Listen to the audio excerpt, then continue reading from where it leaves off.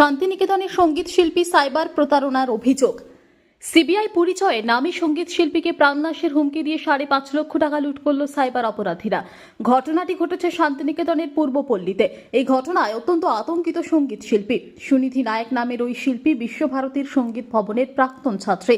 তার নিজের বাড়ি আসানসোল হলেও কর্মসূত্রে শান্তিনিকেতনের পূর্বপল্লীতে একটি ভাড়া বাড়িতে থাকতেন। যেদিন ঘটনাটি ঘটেছিল সেদিন তিনি একা ছিলেন। তার দাবি, বাড়ির বাইরে অজ্ঞাত পরিচয় মানুষজনদের ঘোরাফেরা করতে দেখেছেন। দুষ্কৃতীরা তাকে সিবিআই পরিচয় দিয়ে ভিডিও কলের মাধ্যমে প্রায় গোটা দিন হোম অ্যারেস্ট করে রেখেছিল। এরপর তাকেও তার বাবাকে প্রাণনাশের হুমকি দিয়ে অনলাইন মাধ্যমে 5.5 লক্ষ টাকা আদায় করে সাইবার দুষ্কৃতীরা। তাৎপর্যপূর্ণভাবে তারা ভাড়া বাড়ির 100 মিটারের মধ্যে রয়েছে শান্তিনিকেতন থানা ও এসডিপি অফিসে। ফলে নতুন ধরনের অপরাধের বিষয়টি জানাজানি হতেই শান্তিনিকেতনে তীব্র চাঞ্চল্য সৃষ্টি হয়েছে। যদি অভিযোগের প্রেক্ষিতে ঘটনার তদন্ত শুরু করেছে শান্তিনিকেতন থানা। ইন শর্ট যদি আমি বলি, আসলে আমাকে এবং আমার বাবাকে মার্ডারের হুমকি দিয়ে আমার ব্যাংক অ্যাকাউন্ট থেকে টাকা নেওয়া হয়। কার নাম করে, কি নাম করে? Hyderabad CBI police. কবে কবে কবে এসেছিল ফোনটা? ওয়েডনেসডে, বুধবার। কি বলে ফোন করে, কি জানিয়েছিল আপনাদের? মানে ফোন, এটা পুরো প্রসেসটা তো মানে গোটা একদিনের বিষয়। সো ইন শর্ট যদি আমি বলতে চাই, তাহলে ফোন করে ওরা ফার্স্টে জানায় যে আমার নামে কোনো ক্রেডিট কার্ড তোলা হয় হায়দ্রাবাদ ব্যাংক থেকে এবং আমি নাকি মানি লন্ডারিংয়ের কেসে যুক্ত। নরেশ গোয়েলের সাথে, নরেশ গোয়েল বলে কেউ একজন আছে, তার সাথে নাকি আমি মানি লন্ডারিংয়ের কেসে যুক্ত। তো এই বলে আসলে কনভারসেশন শুরু করা হয় that I am under arrest, I am suspect money লন্ডারিংয়ের কেসে। সো এটা নিয়েই কনভারসেশন আসলে শুরু হয় এবং শেষ হয় হচ্ছে আমার টাকা নিয়ে। আমাকে মার্ডারের হুমকি দিয়ে, আমার বাবাকে মার্ডারের হুমকি দিয়ে তারপর শেষ হয়। কত টাকা? ওভার 5 লাখ।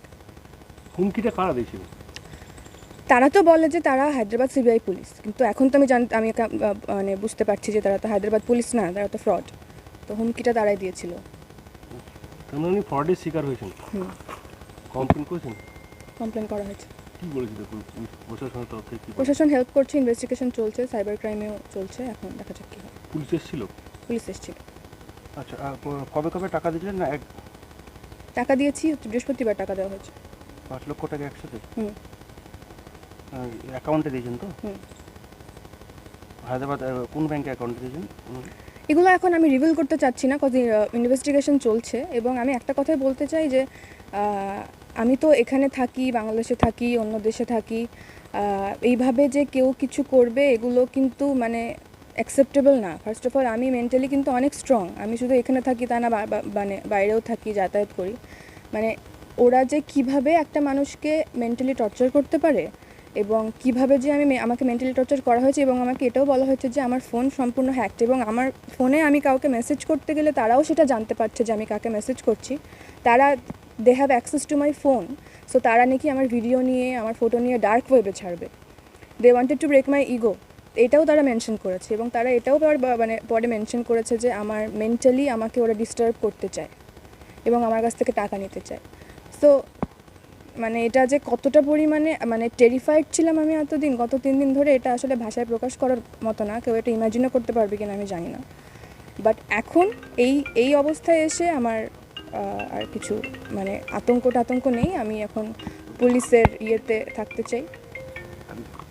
আচ্ছা, বলছি যে আপনাকে যে হুমকি দিয়েছিল, তারপরে কি টাকা দিয়েছেন, তারপরে কেস করেছেন, তো এখন আপনারা চাইছেন কি? টাকাটা ফেরত চাইছেন বা ওনাদেরকে অ্যারেস্ট চাইছেন? সবই চাই, টাকা ফেরত চাই, ওরা সামনে আসুক, এটাও চাই। এবং আমার সেফটি এবং আমার বাবার সেফটি এবং অন্য মানুষের সাথে যাতে এটা না হয়